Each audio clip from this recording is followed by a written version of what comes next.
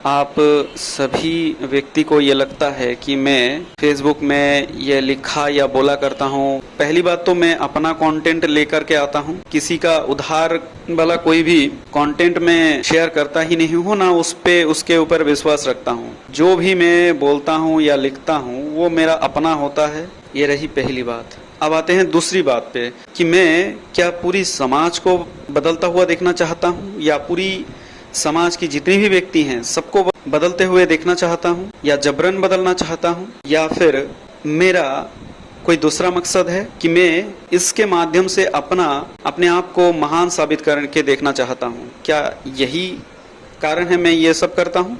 क्या लगता है आपको? मेरा ऐसा बिल्कुल कोई उद्देश्य नहीं है। मैं इसीलिए ये बात रखता हूँ ताकि मेरा जो अभी तक की पूरी समाज की एक एक व्यक्ति का जो साइकोलॉजी है, मनोविज्ञान है, तो उसको मैं सबके सामने रखना चाहता हूँ। किस प्रकार से एक एक व्यक्ति किस वजह से काम करना मतलब ये सब कोई भी हरकत किस लिए करता है, ये मैं बहुत गौर से देखता हूँ और बहुत गहरे से देखने का प्रयास करता हूँ। और ये मैं इसीलिए समझता हूँ ताकि मेरे जीवन के साथ वही घटना घटी कहीं ना कहीं किसी भी कारण से, तो ये बात मुझे इसीलिए और भी ज़्यादा स्पष्ट होने लगता है कि एक व्यक्ति के अंदर क्या क्या चलता है। और क्योंकि मैं एक दर्शन में अपना रुचि रखता हूँ, तो इसीलिए मुझे ये सब चीज़ों के ऊपर ज़्यादा सोच विचार करने में मज़ा आता है और आनंद भी आता है। मैं अपने साथ बहुत आनंद में रहता हूँ। ये सब करने से मैं बहुत खुश हूँ।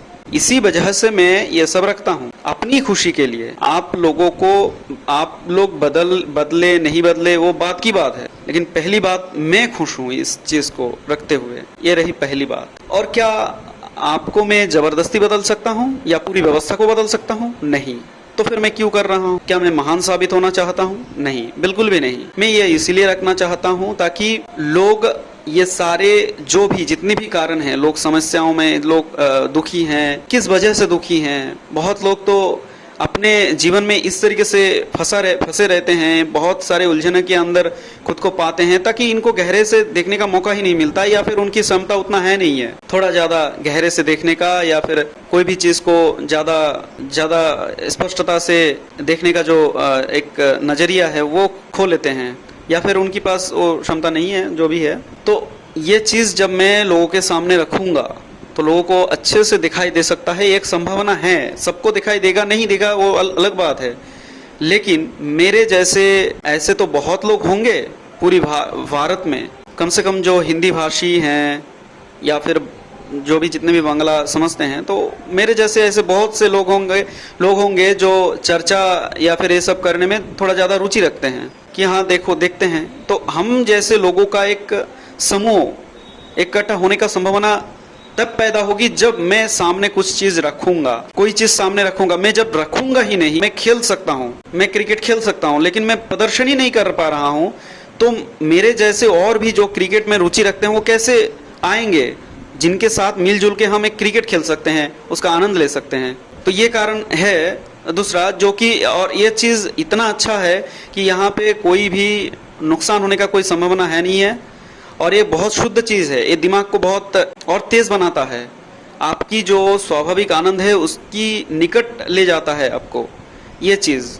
तो ये सारे व्यक्ति जब मेरे साथ जुड़ेंगे तो हम इकट्ठा होके एक बहुत अच्छा मुकाम दे सकते हैं, अपनी जीवन को आनंद में रह सकते हैं, आनंद पा सकते हैं। इसीलिए इस प्रकार के लोगों को साथ जोड़ने का ये एकमात्र तरीका है, क्योंकि गंदगी रखने से बेहतर है कि जो शुद्ध चीज़ है उसको साथ में लाओ। तो गंदगी दूर हो जाए, जिनको लगता है कि मैं सही नहीं कर रहा हूँ या फिर मैं कुछ और मतलब खोजने का प्रयास कर रहा हूँ, मैं महान साबित होने का प्रयास कर रहा हूँ, कुछ भी जिनको लगता है वो भाई दूर हट जाए ना।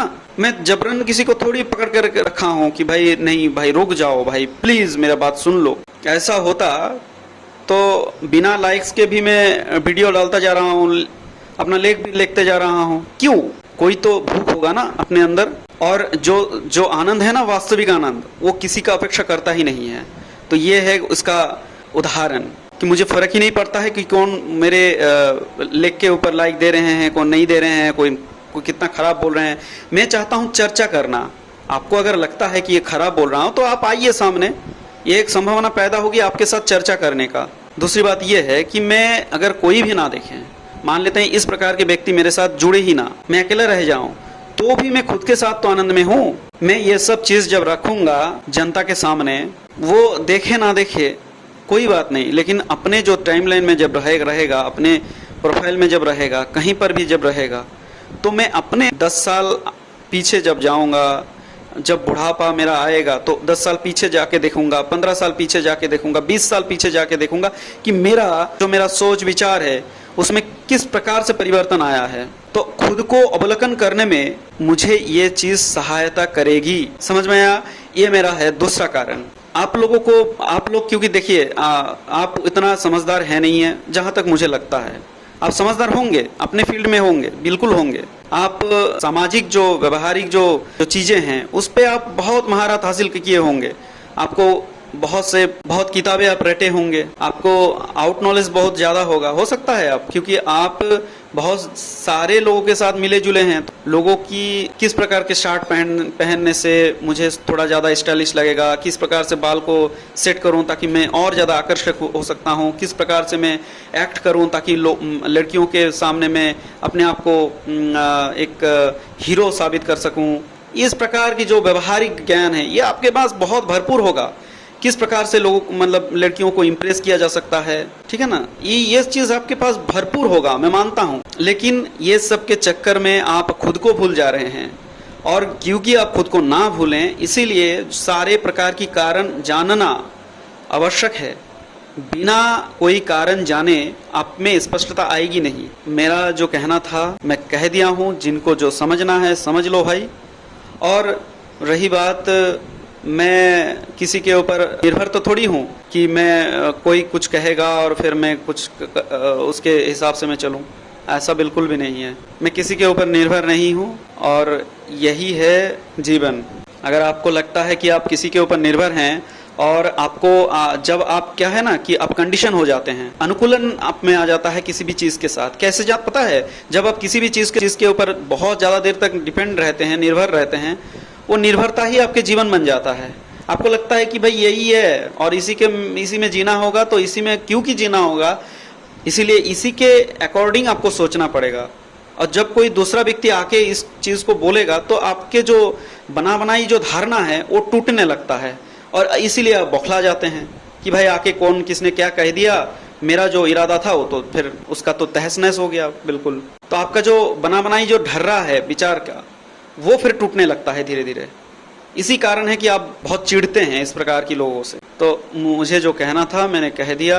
फिर आपको अगर फिर भी लगता है कि मैं कुछ कर रहा हूँ बेवकूफ़ी भरा काम, तो आप मुझे कारण बताइए और पूरा लेखा जोखा के साथ क्यों मैं ये बेवकूफ़ी वाला काम, मतलब ये क्यों बेवकूफ़ी भरा काम है जो मेरे द्वारा किया जा रहा है, ये बात आपको स्पष्ट रूप से बताना पड़ेगा। मैं वादा करता हूँ अगर आप ये बात रख पाएंगे सही से तो मैं इसको छोड़ सकता हूँ। लेकिन फालतू की बात आप करेंगे जिसका कोई औचित्य ही नहीं है, तो फिर वो बात मैं क्यों सुनूं।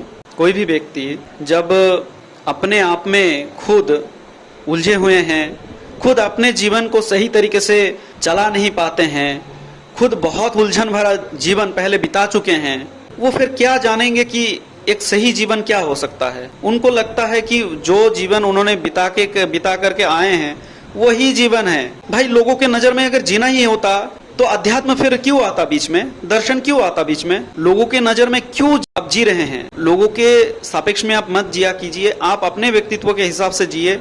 जो बातें आपके जीवन के ऊपर कोई भी फर्क नहीं पड़ रहा है तो फिर आप क्यों उस बात के ऊपर इतना चिढ़ते हैं? क्या डायरेक्टली कोई आपके जीवन के ऊपर कोई इम्पैक्ट फैल रहा है ये बात? तो फिर क्यों कह रहे हैं भाई?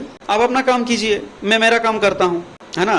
और मेरा जीवन सुधरे, मैं कैसे जीऊँ, यह बात आप कैसे, इस बात का हकदार आप कैसे हो सकते हैं? जब आप एक आदर्श स्थिति लाएंगे कि मेरा जीवन देखो बेहतर है तुमसे, तो तुम कह सकते हो कि भाई मैं तुमसे ज़्यादा बेहतर जीवन जी रहा हूँ, तो तुम हकदार हो, बिल्कुल हकदार हो कि तुम आके मुझे कहो कि देखो मेरा जीवन और तुम्हारा जीवन ये है अंतर। इस अंतर को पहचानो, और अगर तुम गुलामी मुक्त जीवन जीते हो और बहुत सुकून से जीते हो, डर मुक्त जीवन जीते हो, और एक होता है ना शहंशाह वाला जीवन, तो तुम आके बिल्कुल मुझे कह सकते हो, मैं मान लूंगा इस बात को कि हाँ भाई, फिर देखा जाए कि क्या कारण है कि तुम इस प्रकार की जीवन जी पा रहे हो, मैं क्यों नहीं जी पा रहा हूँ, तो फिर मैं उसी के तरफ जाऊंगा। भाई तुम खुद ही गड्ढे में गिरे हुए हो, और गड्ढे में रहते हुए तुम आसमान की सपना या फिर मैदानों में जहाँ फूल खिले हुए हैं वहाँ के बारे में तुम कैसे बता सकते हो? हाँ, तुमने कभी मैदान देखी ही नहीं, बचपन से लेकर के अब तक तुम गड्ढे में गिरे हुए हो और उसी को अपना जीवन मान रहे हो। और तुम कैसे देख पाओगे कि एक मुक्त जीवन और एक खिला हुआ जीवन और एक खुली मैदान वाला जीवन, खुली आसमान में जीने वाला जीवन, एक साफ सुथरा मैदान में कैसे लोग रहते हैं उसका जीवन कैसे देख पाओगे? भाई वहां से तो निकलना पड़ेगा ना, तब तुम देख पाओगे। इसीलिए जज नहीं करना चाहिए किसी को, किसी के जीवन के बारे में, खास करके जो तुमसे काफी ऊंची विचार रखता है। और तुम रखोगी भी कैसे? तुम्हारे पास वो क्षमता ही नहीं है कि तुम इस चीज को समझ पाओ, वो क्षमता ही नहीं है। तुम में तथ्य का भंडार कितना ज्यादा है ये इसका प्रमाण नहीं है कि तुम ज्ञानी व्यक्ति हो। तुम्हारा ज्ञानी होने का एक ही मात्र प्रमाण है कि तुम अपनी व्यक्तित्व के साथ कितना ईमानदार हो। दूसरे के सापेक्ष में ईमानदारी की बात छोड़ दीजिए, अपने साथ ईमानदारी रखना ये बहुत बहुत ज्यादा महत्वपूर्ण है। और जो इसको महत्व देता है वही जीवन को बहुत करीब से जीता है। कभी खुद से पूछना कि तुम अपने साथ वास्तव में ईमानदारी रखते हो? तुम्हारा ईमानदारी तो इसी में है कि तुम परेशानी में जूझ रहे हो, तुम्हें ताकत चाहिए, तुम्हें सम्मान चाहिए, तुम्हें प्रतिष्ठा चाहिए, और तुम इसके लिए किसी भी हद तक जाने के लिए तैयार हो। ईमानदारी की ऊपर मैंने जो बात कही वो मैंने आपकी ईमानदारी लोगों के तरफ कितना है इस बात के ऊपर मैंने नहीं की। आप ईमानदार खुद के सामने कितने हैं ये बात मैंने कहा। और यही सबसे महत्वपूर्ण है कि आप लोगों के सामने ईमानदार होने से पहले खुद के सामने आप कितना ईमानदार हैं, और वही आपका जीवन तय करता है कि आपकी जीवन कितना सरल है और कितना समृद्ध है और कितना आनंद से भर देता है।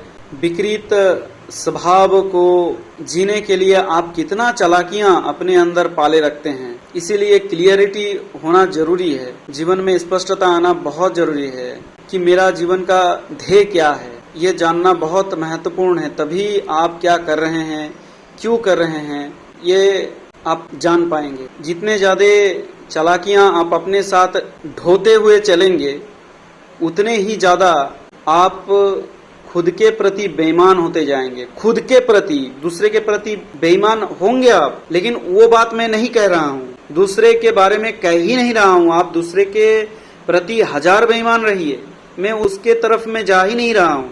मैं आपके प्रति ईमानदारी की बात कर रहा हूँ, आपके प्रति ही बेईमानी की बात कर रहा हूँ कि आप खुद के साथ कितना ईमानदार हैं, खुद के साथ कितना ईमानदारी के जीवन जीते हैं, ये बात कर रहा हूँ। जो व्यक्ति खुद के साथ बहुत स्वच्छता रखता है, जो खुद की बुराइयों को देख सकता है, वो व्यक्ति खुद को एक बेहतर जीवन दे सकता है।